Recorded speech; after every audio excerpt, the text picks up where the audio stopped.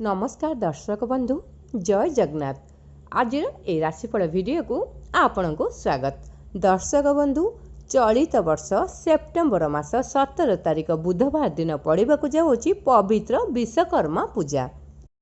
चलित वर्ष पवित्र विश्वकर्मा पूजा को खास मना सहित दुर्लभ बोली मना जाऊँगी कहीं एही दिन कन्या संक्रांति पड़ुअछि।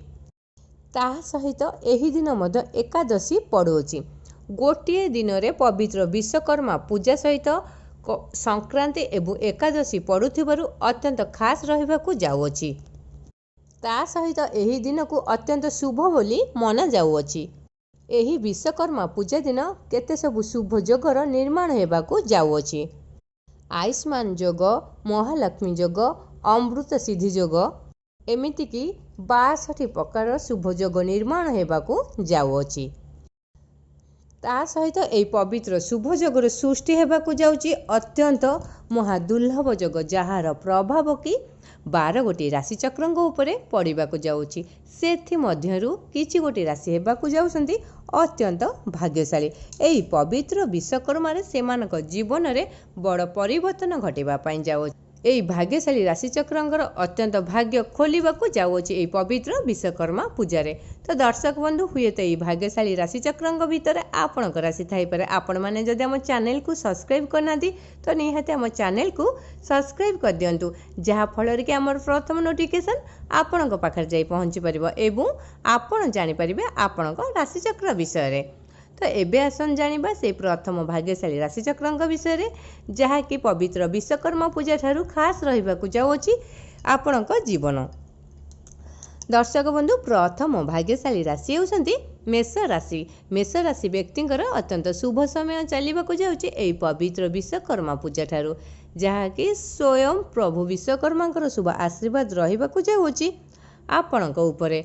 आपणकर प्रतिटी कार्य शुभ हेबा सहित दीर्घ दिन धरी अटकी समस्त कार्य मध्य पूर्ण हेबा पई जाउछि। भाग्य आपणकु पुनः देव आशा ठारू अधिक आशाजनक फल मध्य पाइबाकु जाउछन्ति।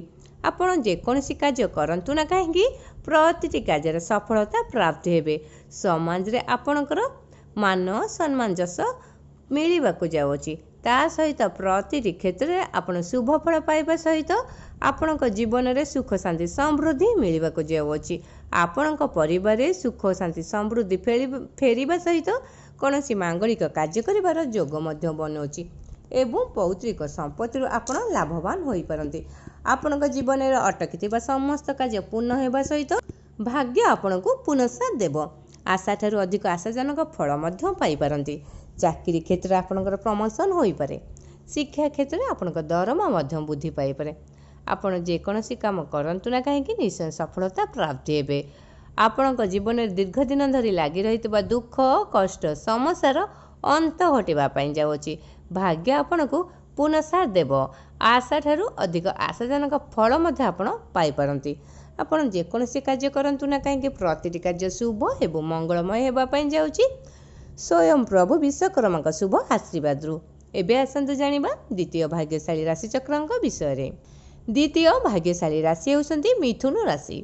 मिथुन राशि व्यक्तिंकर अत्यंत शुभ समय चलिबाकु जाउछि पवित्र विश्वकर्मा पूजा ठारू आपणक जीवन में लागी रहितबा दुख कष्ट समस्यार अंत घटिबा पई जाउछि। भाग्य आपणकु पुनः देव आशा ठारू अधिक आशाजनक फल मध्य आपण पाई परंती।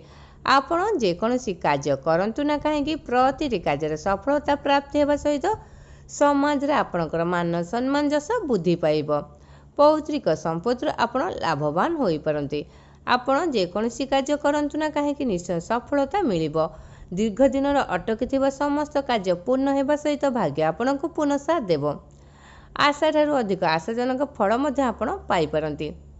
आपणक जीवन में दीर्घ दिन धरी लागी रहितबा समस्त समस्या कोर्ट कचेरी माली मकदमा समस्त राय आपणक सपक्ष रे जीव। स्वयं प्रभु विश्वकर्मा शुभ आशीर्वाद आपणक राशि चक्र पड़िथिबारु आपणक कुंडलीर स्थिति अत्यंत मजबूत रहिबाकु जाउछि। दीर्घ दिन समस्त मनस्कामना पूर्ण हेबा सहित परिवार रे सुख शांति समृद्धि प्राप्ति हेबे। ता सहित आपणक जीवन रे समस्त समस्या दूर हेबाकु जाउछि पवित्र विश्वकर्मा पूजा ठारू। प्रतिटी कार्य शुभ एवं मंगलमय हेबा पई जाउछि स्वयं प्रभु विश्वकर्मा शुभ आशीर्वाद रु। एबे आसंतु जानिबा तृतीय भाग्यशाली राशि चक्रंक विषय। तृतीय भाग्यशाली राशि होउसंती कन्या राशि। कन्या राशि व्यक्तिंकर अत्यंत शुभ समय चलिबा सहित जीवनर समस्त दुख कष्ट समस्यार अंत घटेबा पई जाउछि। भाग्य आपनकु पुनः साथ देव। आशा ठारू अधिक आशाजनक फल मध्य आपण पाई पारंती। आपण जे कोनोसी कार्य करंतु ना काहेकि प्रतिटी कार्यर सफलता पाइबे। समाज रे आपणकर मान सम्मान जस बुद्धि पाइबा सहित परिवार सुख शांति समृद्धि फेरी आसिबो। पौत्रिक संपत्ति लाभवान हेबा सहित आपणक जीवनर समस्त दुख मध्य दूर हेबा पई जाउछि। अटकी थिबा समस्त कार्य मध्य पूर्ण हेबा पई जाउछि। प्रतिटी क्षेत्र में सफलता प्राप्त हेबे। दूरे जाइथिबा समस्त संपर्क आपणक निकटक अति सहजरे फेरी आसिबे। ता सहित बाकी देय मध्य आपनको मिलिबाकु जाउछि। आपणक जीवन रे समस्त कार्य पूर्ण हेबा सहित अटकी थिबा प्रतिटी मनस्कामना आपणकर पूर्ण हेबो।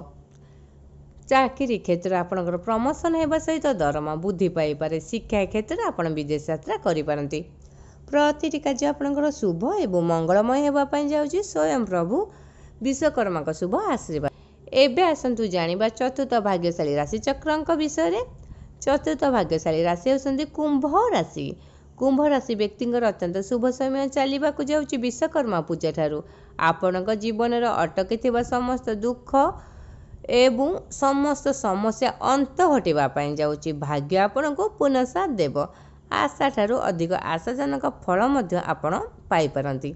आपण जे कोनोसी कार्य करंतु ना काहेकि प्रतिटी क्षेत्र सफलता प्राप्त हेबे। समाज रे आपणकर मान सम्मान जस बुद्धि पाइबो। पौत्रिक संपत्ति आपण लाभवान होई पारंती। समस्त कार्य रे आपण शुभ फल पाइबा सहित आपणक जीवन रे लागि रहितबा दुख कष्ट समस्या अंत घटिबा सहित बिजनेस वाणिज्य रे प्रचुर टंका इन्वेस्ट हेबा सहित आपणकर समाज रे मान सम्मान जस बुद्धि पाइबो। एवं चाकरी क्षेत्र रे आपणकर प्रमोशन होई पारे। दरमा मध्य बुद्धि पाई पारे। आपणकर प्रतिटी कार्य शुभ एवं मंगलमय हेबा पई जाउछि स्वयं प्रभु विश्वकर्मा शुभ आशीर्वाद रु। एबे आसन जानिबा पंचम भाग्यशाली राशि चक्रंक विषय। पंचम भाग्यशाली राशि होउछन मकर राशि। मकर राशि व्यक्तिंकर अत्यंत शुभ समय चलिबाकु जाउछि एई पवित्र विश्वकर्मा पूजा ठारू। आपणक जीवन रे अटकी थिबा समस्त दुख कष्ट समस्यार अंत घटिबा पई जाउछि। भाग्य आपनकु पुनः साथ देव। आशा ठारू अधिक आशाजनक फल मध्य आपण पाई पारंती। आपण जे कोनोसी कार्य करंतु ना काहेकि निश्चय सफलता प्राप्त हेबे। आपणक जीवन रे समस्त समस्या अंत घटिबा पई जाउछि। परिवार रे आपणकर अत्यंत शुभ समय आसीथिबारु आपण कोटिपति बनी पारंती। ता सहित मांगलिक कार्य करिवार योग बनुछि एवं विदेश यात्रा करिवार योग मध्य बनुछि। बिजनेस वाणिज्य क्षेत्र में आपण प्रचुर टंका इन्वेस्ट करने सहित समाज रे आपणकर मान सम्मान जस बुद्धि पाइबो। चाकरी क्षेत्र में आपणकर प्रमोशन मध्य होई पारे। प्रतिटी कार्य आपणकर शुभ एवं मंगलमय हेबा पई जाउछि स्वयं प्रभु विश्वकर्मा शुभ आशीर्वाद रु। तो दर्शक बंधु एई सबु थिला भाग्यशाली राशि चक्रंकर भाग्यफल जहाँकि पवित्र विश्वकर्मा पूजा ठारू बदलिबाकु जाउछि एई सब भाग्यशाली राशि चक्रंकर भाग्य।